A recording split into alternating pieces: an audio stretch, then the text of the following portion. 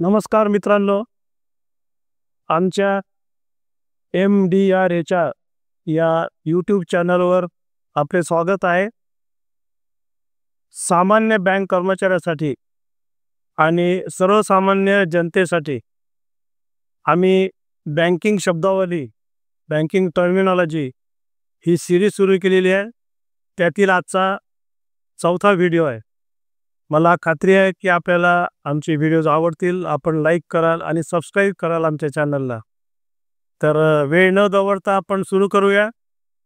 आजचा विषय आहे करंट अकाउंट, ज्याला आपण चालू खाते म्हणतो. मागच्या व्हिडिओमध्ये आपण सेव्हिंग बँक अकाउंटचा बद्दल माहिती घेतली होती. सेव्हिंग बँक अकाउंट मूलतः सेव्हिंग्स पर्पजसाठी असते, जमा करण्यासाठी असते. आणि करंट अकाउंट हे व्यवसाय करण्यासाठी असते. मग तुम्ही ट्रेडर असा, मॅन्युफॅक्चरर असा, तुम्हाला व्यावसायिक उत्पन्न मिळवण्यासाठी व्यवसाय करावा लागतो आणि तो व्यवसाय करण्यासाठी खाते लागते. ते खाते जेव्हा आपण बँकेत उघडतो ते चालू खाते असते किंवा करंट अकाउंट असते, ज्याच्यातून आपल्याला सगळे आर्थिक व्यवहार देण्याघेण्याचे आपण करत असतो. त्यामुळे करंट अकाउंटला अनन्यसाधारण महत्त्व आहे आणि आपण त्याविषयी आपण आता माहिती घेऊया. सर्वप्रथम करंट अकाउंट कोण ओपन करू शकतो, कोणाला उघडता येते? ते इंडिव्हिज्युअललाही ओपन करता येते.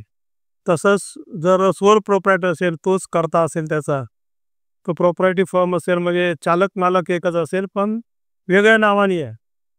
म्हणजे माझं नाव दिलीप देशमुख आहे, तर मी दिलीप यशवंतराव देशमुख या नावाने करंट अकाउंट ओपन करू शकतो.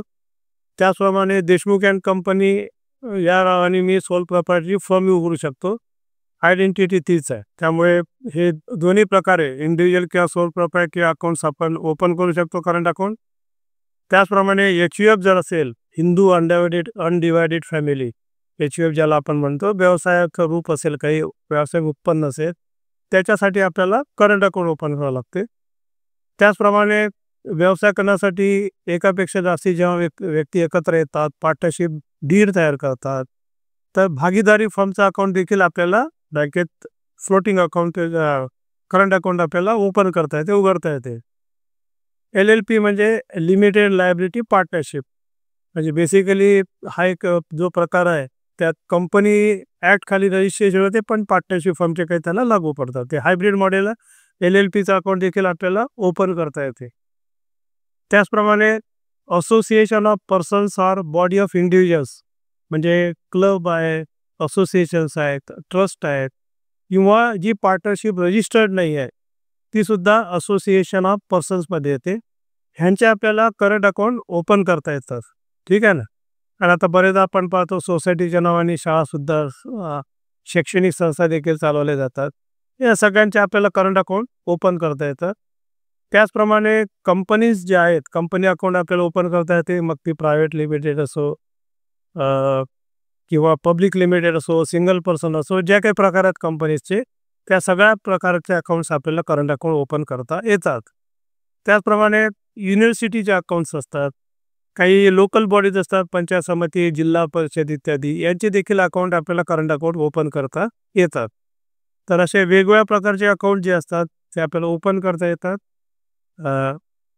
एका थोडक्यात सांगायचं म्हणजे बचत खाते बचतीसाठी असते आणि करंट अकाउंट हे व्यवसायाच्या दृष्टीतून जे आपल्याला आवश्यक गोष्टी कराव्या लागतात बँकिंग अकाउंटच्या मार्फत, त्यासाठी आपण करंट अकाउंट ओपन करतो.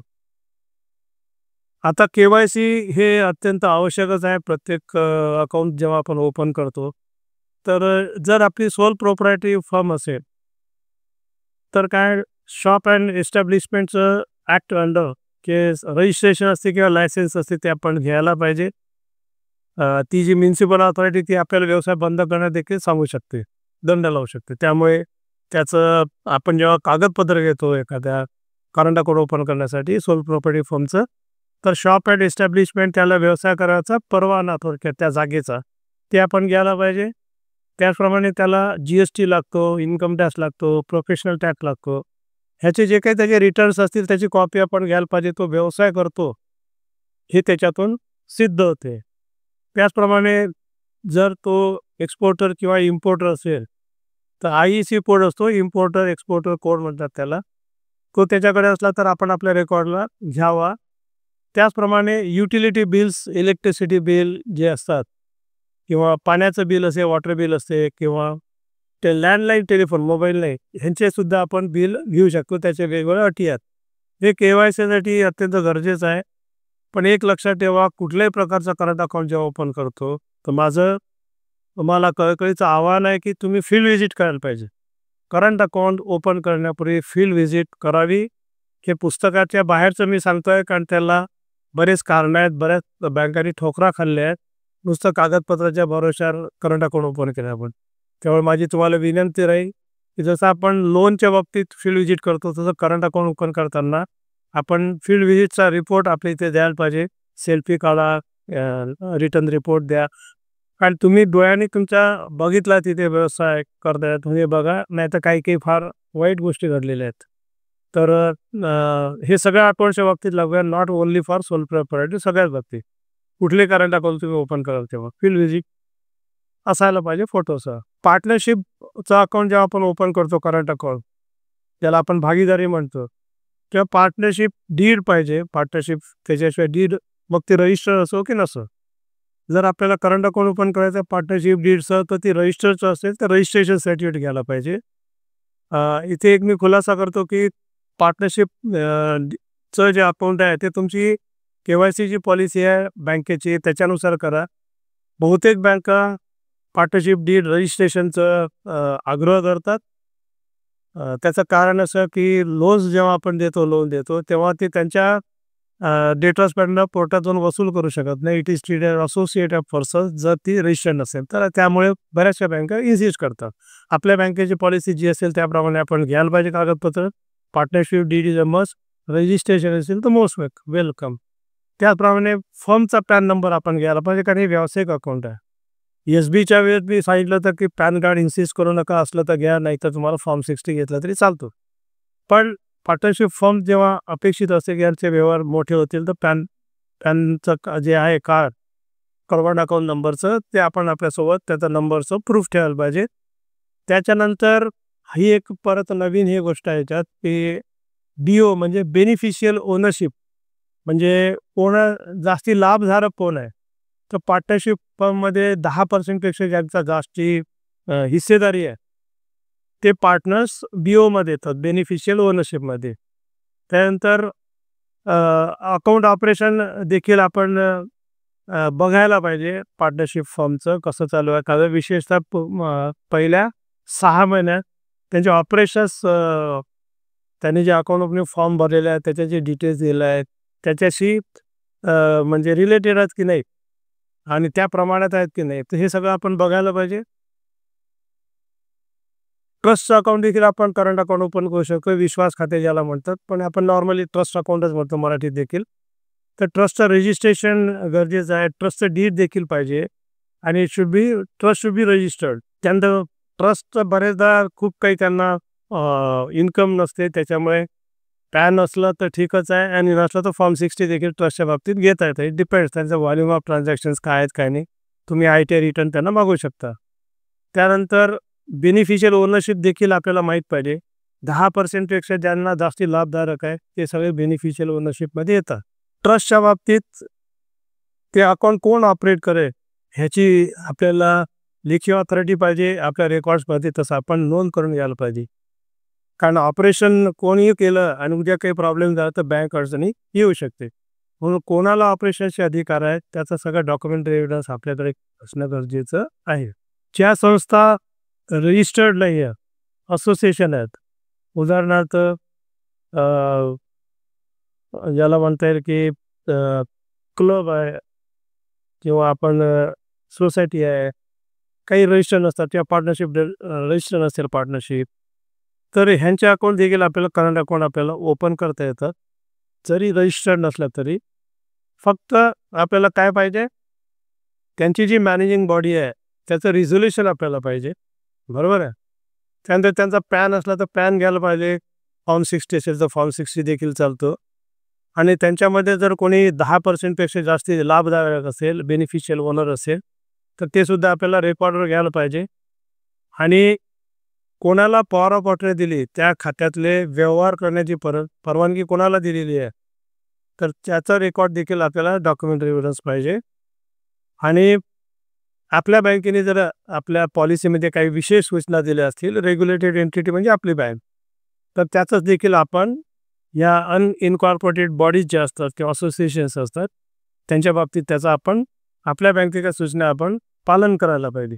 कंपनीज ज्या असतात, मग कुठल्या प्रकारची कंपनी असो, त्याचं आपल्याला सर्टिफिकेट ऑफ इन्कॉर्पोरेशन म्हणजे ती कधी स्थापन झाली, तिचा जन्म कधी झाला इन्कॉर्पोरेशन, त्याचं सर्टिफिकेट मिळते रजिस्टर ऑफ कंपनी देते, ते आपल्याकडे पाहिजे आहे. त्याचप्रमाणे कंपनीचे मेमोरँडम आणि आर्टिकल्स ऑफ असोसिएशन असतात. पूर्वीच्या काळी वेगवेगळे असायचे, आजकाल 2 in 1 असते, memorandum and articles of association, ते पाहिजे. त्याच्यात 2 गोष्टी असतात, ते कंपनी फॉर्म करण्याचे उद्देश आणि कशासाठी कंपनी फॉर्म झाली आणि ऑपरेशन इन्स्ट्रक्शन असतात. ह्या दोन्ही आपल्याकडे रेकॉर्ड पाहिजे, सहीसर पाहिजे ते सगळं. त्यानंतर कंपनी म्हटल्यानंतर पॅन मस्ट आहे, तर परमनंट अकाउंट नंबरचं जे काही रेकॉर्ड्स आहेत ते आपल्याकडे असायलाच पाहिजे. बोर्ड रिझोल्युशन पाहिजे, कशासाठी की हे कंपनीचं अकाउंट कोणी चालवेल, म्हणजे त्याचा ज्या व्यक्तीला अधिकार दिले 1 किंवा 2 जे काय असेल ते, त्यांचे नाव, फोटो हे सगळं असायला पाहिजे. आणि ज्यांचा कंपनीमध्ये 25% जास्ती लाभधारक आहेत, बेनिफिशियल ओनर्स आहेत, त्यांचा देखील आपल्याला रेकॉर्ड पाहिजे. तर ह्या सगळ्या प्रकारचे अकाउंट्स ओपन करताना शक्यतोवर आपण इंडिव्हिज्युअल्स जे कोणी रिलेटेड असतील, मग ते पार्टनर्स असो, प्रोप्रायटर असो, डायरेक्टर्स असो, किंवा ज्याला ऑथॉरिटी दिली ऑपरेट करायची ते असो, ह्यांचे आधार कार्ड आपण ॲडिशन घ्यायला पाहिजे आपल्या रेकॉर्डमध्ये. प्रत्येक ज्या ज्या व्यक्तींशी आपला संबंध येतो, म्हणजे त्या सगळ्या पार्टनरशिपमधले पार्टनर्स असो, कंपनीचे डायरेक्टर्स असो, किंवा पॉवर ऑफ अटर्नी ज्याच्या नावाने दिली ती असो, प्रोप्रायटरचा तर पाहिजेच इंडिव्हिज्युअल्स, त्या सगळ्याचे आधार कार्ड आपण घ्यायला पाहिजे. हे एक जनरल इन्स्ट्रक्शन्स आहेत. त्यानंतर ह्या सगळ्या करंट अकाउंटबद्दल ऑपरेशनल गाईडलाईन्सचा आपण विचार करू. सगळ्यात महत्त्वाचं, जेव्हा आपण करंट अकाउंट ओपन करतो नवीन, त्यावेळेस आपण डिक्लरेशन घेणं अपेक्षित आहे की त्याचे कुठल्याही बँकेमध्ये अकाउंट नाही आहे, म्हणजे बॉरोईंग नाही आहे, कर्ज नाही आहे. जर त्याचं कर्ज असेल, त्याने घेतलेलं असेल, तर आपण त्या बँकेचा NOC घ्यायला पाहिजे. आपण लेखी त्या बँकेला द्यायला पाहिजे किंवा असं असं करंट अकाउंट ओपन करण्यासाठी आम्हाला विनंती आलेली आहे आणि NOC मागा. ते लेखी त्यांना ॲक्नॉलेजमेंट आपल्याकडे पाहिजे त्यांना पोहोचल्याची, आणि त्यांनी जर 15 दिवसात उत्तर नाही दिलं तर आपण करंट अकाउंट ओपन करू शकतो. याच्यामागे प्रमुख भूमिका ही आहे की काही काही लोक दुसऱ्या बँकेत अकाउंट NPA करतील आणि मग त्यांचा व्यवसाय चालण्यासाठी, ऑपरेशनसाठी आपल्या बँकेत खातं उघडतील. त्यामुळे रिझर्व्ह बँकेने बंधनकारक केलेलं की जेव्हा आपण नवीन करंट अकाउंट ओपन करतो त्यावेळेस आपण त्याच्याकडनं डिक्लेरेशन घ्यायला पाहिजे. एक ॲडिशनल प्रिकॉशन आहे, KYC गाईडलाईन्समध्ये नाही आहे, पण मला असं वाटते जेव्हा आपण एखाद्या फर्मचं करंट अकाउंट ओपन करतो तेव्हा जर आपण त्याचा सिबिलचा रेकॉर्ड पाहिलं तर मला असं वाटतं त्याचे दुसऱ्याकडे खाते आहे का, डिफॉल्टर आहे का, NPA आहे का, हे आपल्याला कळेल. ओव्हरड्यूज कुठे बंद पडला का, त्याचा फीज झालेला आहे का, याचा एक आपल्याला अंदाज येऊ शकतो. त्याच्यामुळे हे KYC गाईडलाईन्समध्ये हे प्रॅक्टिकल अनुभवातून सांगतो. ज्यावेळेस आपण करंट अकाउंट ओपन करतो त्यावेळेस त्याचा सिबिलचा रेकॉर्ड जर चेक करून घेतलं तर आपली केस फुलप्रूफ होते आणि दुसऱ्या बँकेचं नुकसान नाही होत. त्याचप्रमाणे जसं सेव्हिंग बँकला पिरियडिक अपडेशन आहे, अकाउंट्स हे जे आहे ते क्लासिफाय केले जातात लो, मिडियम, हाय रिस्कमध्ये, तसं करंट अकाउंटला देखील KYCचं पिरियडिक अपडेशन करावे लागते. नाही केलं तर बँक आपला अकाउंट फ्रीज करू शकतो. आपल्याला मेसेज वगैरे सगळे येतात बँकेत. करंट अकाउंट आणि SBI मध्ये अजून एक महत्त्वाचा फरक आहे, करंट अकाउंटमध्ये आपल्याला व्याज मिळतं 0%. त्यामुळे करंट अकाउंटमध्ये बॅलन्स किती ठेवायचं, काय ठेवायचं, हे ज्यांनी त्यांनी आपला व्यवसायाचं प्रारूप पाहून, रिक्वायरमेंट पाहून ठरवायला पाहिजे. आणि फ्लोटिंगमध्ये तुम्हाला फिक्स्ड डिपॉझिटमध्ये देखील पैसे ठेवता येतात. करंट अकाउंटमध्ये चेक्सच्या बाबतीत आपण खूप काळजी घ्यायला पाहिजे. कस्टडी ऑफ चेक्स फार इम्पॉर्टंट आहे. बऱ्याच जणांना वाईट सवय असते की चेकवर सह्या करून ठेवतात, त्याचा दुरुपयोग झाला तर बँक जबाबदार नाही. आणि आजकाल तर CTSचं क्लिअरन्स इतक्या पटकन व्हायला लागलं, एका दिवसात होऊन राहिलं. त्यामुळे जेव्हा आपण व्यवसायासाठी चेकबुक घेतो त्याची प्रॉपर कस्टडी पाहिजे. आणि ब्लँक साइन्ड चेक, सह्या असलेले, बाकी काही लिहिलेले नसलेले चेक असे कोणाला ॲक्सेसिबल असे देऊ नका. उद्या काही झालं तर कॉन्ट्रीब्युटरी निग्लिजन्स, म्हणजे तुमची देखील चूक होती हे सिद्ध झालं तर आपल्याला नुकसान होऊ शकते. त्यामुळे चेक्सच्या बाबतीत ॲडिशनल प्रिकॉशन्स घ्यायला पाहिजे. आणि करंट अकाउंटला आपल्याला स्टँडिंग इन्स्ट्रक्शन देता येतात. आपल्याला जर EMI कुठे भरायचा असेल, इन्शुरन्सचे पैसे भरायचे असतील, तर आपण स्टँडिंग इन्स्ट्रक्शन करंट अकाउंटमधून देऊ शकतो. काय फायदे आहेत? करंट अकाउंटचे काय फायदे आहेत? सगळ्यात महत्त्वाचं, आपल्या जर बॅलन्स 5 लाखापर्यंतला विमा आहे, सुरक्षित आहे. घरी पैसे ठेवल्याशिवाय बँकेत केव्हाही सुरक्षित आहे. तर बँक अडचणीत आली तरी 5 लाखापर्यंतचा आपल्याला विमा आहे, पैसे आपल्याला मिळू शकतात. त्याचप्रमाणे आपल्याला चेकबुक फॅसिलिटी मिळते, म्हणजे फंड्स ट्रान्सफर जे सगळ्यात महत्त्वाचं आहे. तर त्याच्यासाठी आपल्याला त्याचा उपयोग होऊ शकतो. कॅश ट्रान्झॅक्शन्स, आपल्याला जे कॅश आपण ठेवू शकतो, काढू शकतो. आपली लिक्विडिटी महत्त्वाची आहे. बँकेची ATM कार्ड आपण वापरू शकतो. त्यामुळे तरलता ज्याला म्हणतात, आपल्याला लिक्विडिटीचा फायदा होतो. आणि आयडल कॅश आपल्याकडे न ठेवता आपण जर बँकेत ठेवली तर सुरक्षित राहते, आपल्याला भीती नाही राहत. आपण आपला पिरियडिक स्टेटमेंट मागू शकतो बँकेला, ऑनलाईन मिळू शकतात ते. मग तुम्ही डेली मागू शकता, मंथली मागू शकता, वीकली मागू शकता, तुमची जी काही बिझनेसची रिक्वायरमेंट आहे. कारण आजकाल फंड ट्रान्सफरसाठी ॲप असतात, बहुतेक बँकात ॲप आहेत. पण समजा त्या बँकेत नेट बँकिंग नाही आणि तुमच्याकडे ॲप आहे, तर ॲपच्याद्वारे तुम्ही ट्रान्सफर करू शकता पैसे, IMPSने, नेफ्टने, RTGSने वगैरे. आणि जर तुम्ही डेली स्टेटमेंट ऑफ अकाउंट मागितलं, तर बँकेचं जे डे एंड होते संध्याकाळी किंवा रात्री, तुम्हाला अर्ली इन द मॉर्निंग सकाळी 2, 3, 4 वाजता ते स्टेटमेंट मिळते. आदल्या दिवशीचं पूर्ण ट्रान्झॅक्शन समजतात. त्यावेळी तुम्ही can plan for the next day, म्हणजे दुसऱ्या दिवशीपासूनचे तुमचे व्यवहार, किती बॅलन्स आहे, कोणाचे आले गेले, सगळं कळते. म्हणजे it is as good as net banking. म्हणजे नेट बँकिंग नसलं तरी तुमचं काही अडत नाही. त्या बँकेत जर तुम्हाला पिरियडिक स्टेटमेंट ऑफ अकाउंट मिळते आणि ॲप असेल, तर तुम्हाला काहीही अडचण येत नाही धंदा करायसाठी. त्याच्यामुळे जेव्हा आपल्याला करंट अकाउंट असते, त्यामुळे आपल्याला ह्या ज्या डिजिटल सेवा आहेत त्यांचा सगळ्यांचा लाभ होतो. मग UPI असो, QR कोड असो, फोनपे असो, या सगळ्यांचे बेनिफिट आपल्याला मिळू शकतात. आपली लिक्विडिटी राहते, कारण बँकेत फंड्स असल्यानंतर आपल्याला कधी काम पडलं तर त्याचा यूज करू शकतो आपण. बँकेत आपल्याला लॉकर्स मिळू शकतात, लोन्स मिळू शकतात, कम्फर्ट झोन होते. आपलं करंट अकाउंट आहे, आपल्याला कार घ्यायची असेल, तुमचं बॅलन्स चांगलं असेल, तर स्वतःहूनच बँकवाले त्याच्या ज्या स्कीम्स आहेत ते तुम्हाला एक्सप्लेन करतील. म्हणजे बँक तुमच्या दाराशी असं सुद्धा होऊ शकते. त्याचप्रमाणे IPO आहेत, इंडिव्हिज्युअल अकाउंट असेल समजा, तर तुम्हाला IPO करंट अकाउंटला इंडिव्हिज्युअल असल्यानंतर ॲस्बाची फॅसिलिटी घेता येते. अकाउंट म्हणजे जेव्हा तुम्ही IPO ला अर्ज करता, त्यावेळेस application supported by block amount, ॲस्बाचा लॉन फॉर्म आहे, त्याचा तुम्हाला फायदा घेता येतो. फंड्स मुवमेंट नाही होत, पण अलॉटमेंट झालं तर फंड्स मुवमेंट होते. नसेल तर तुमचं त्या विशिष्ट 1-2 दिवसापुरतं लिफ्ट निघून जाते. पासपोर्ट व्हिसाच्या सुद्धा कमी पडते. आणि इंडिव्हिज्युअल अकाउंटला देखील इथे करंट अकाउंट जरी असलं तरी तुम्हाला नॉमिनेशनची फॅसिलिटी असते, सोल प्रोप्रायटर किंवा इंडिव्हिज्युअल अकाउंट. करंट अकाउंटमध्ये जर मृत्यू आला तर कोणाचा, तर काय परिस्थिती असते? जर इंडिव्हिज्युअल किंवा सोल प्रोप्रायटर अकाउंट असेल तर ते बंद होते अकाउंट, त्याच्यात ऑपरेशन्स होत नाहीत. पार्टनरशिप असेल तर पार्टनरशिप डीडमध्ये जर स्पेसिफिक मेन्शन केलं असेल, तर एखादा जर पार्टनरचं डेथ झाला, एक्सपायर झाला, तर कंटिन्युटीचं त्यामध्ये काही असेल लिहिलेलं, तर आपल्याला ते पार्टनरशिप अकाउंट चालू ठेवता येते. पण तो क्लॉज नसेल तर क्लेटॉन्स रूल म्हणून आहे, तो लागू होतो. आणि त्याच्यात मग बँकेला थोडी रिस्क असते.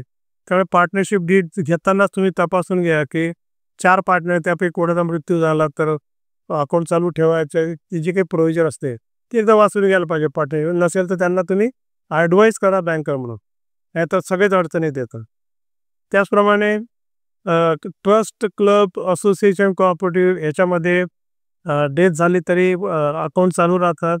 त्यांच्यात आपल्याला चेंज करून घ्यायला लागतात. ही अथॉरिटी असते अकाउंट ऑपरेशन करण्याची, ज्याला त्याचा डेथ झाला तर आपल्याला बदलता येते का अदरवाईज असं बदलता येते. कंपनी असेल तर कंपनीला परपेच्युअल सक्सेशन म्हणतो, कंपनी चालूच राहते. एखादी डायरेक्टर गेला, एखादा ज्याला ऑपरेशनचे प्रॉपर्टी दिली, अथॉरिटी दिली, तो गेला तर आपल्याला ते बदल करून घेता येतात. पण अकाउंट चालू राहते. फक्त अकाउंट बाय डिफॉल्ट कधी बंद होते ऑपरेशन्स, जर इंडिव्हिज्युअल किंवा सोल प्रोप्रायटर असेल तर. हे लक्षात ठेवा.